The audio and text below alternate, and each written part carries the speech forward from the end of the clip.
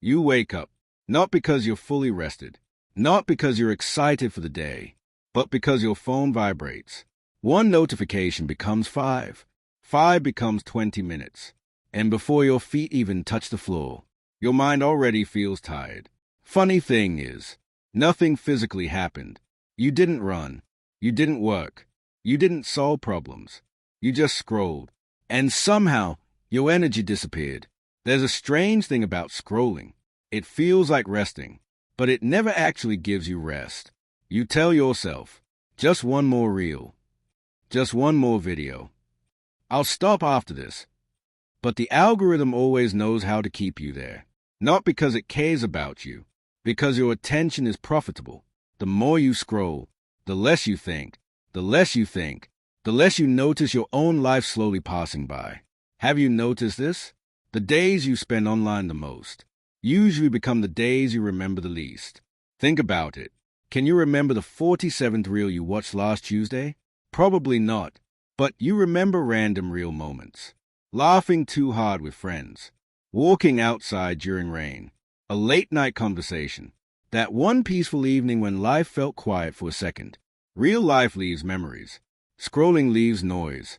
And the dangerous part is, scrolling doesn't only steal time, it steals depth. Your attention span becomes weaker. Your patience disappears. Silence starts feeling uncomfortable. You can't enjoy slow moments anymore because your brain expects constant stimulation. Food needs a video beside it. Studying needs music. Rest needs entertainment. Even boredom feels illegal now. But boredom was never the enemy. Boredom is where ideas are born. The best thoughts usually don't arrive when your brain is overloaded. They arrive during walks, while staring at the ceiling, during silence. But most people never reach that silence anymore. Because the second life becomes quiet, they open another app. Imagine this. 2 people live the exact same year. One spends it constantly consuming, always watching other people live. The other spends less time scrolling and more time experiencing, learning things, failing, talking, creating, living. At the end of the year, both had 365 days, but only one of them actually felt them. That's the scary part. Life is not measured by time. It's measured by attention. Where your attention goes, your life goes. And no, this doesn't mean phones are evil. Social media can inspire you, teach you, connect you, but most people aren't using it consciously anymore. They're escaping boredom, escaping stress, escaping themselves. And the more you escape life, the less connected you feel to it. So maybe the goal isn't to quit everything. Maybe the goal is simply this. Scroll a little less. Look around a little more. Because one day, you won't remember the trends, the memes, or the endless videos. You will remember moments.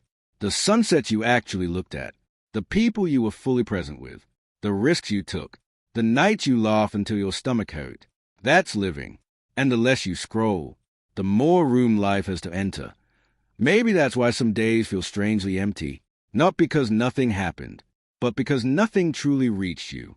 Hours entered your eyes, but never reached your soul. And one day, without warning, you realize something terrifying. You watch thousands of people live, while barely remembering your own life. That's a trap. Scrolling gives you the illusion of experience without experience itself.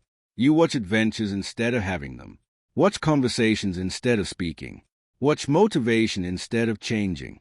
And slowly, your life turns into spectatorship. But real life is a different feeling. Real life is awkward pauses, missed buses, unexpected laughs, messy memories, random moments that no algorithm could have planned. The scary part? Most of those moments only happen when your head is finally lifted from the screen. So maybe happiness was never hiding inside the next reel. Maybe it was waiting in the parts of life you kept scrolling past.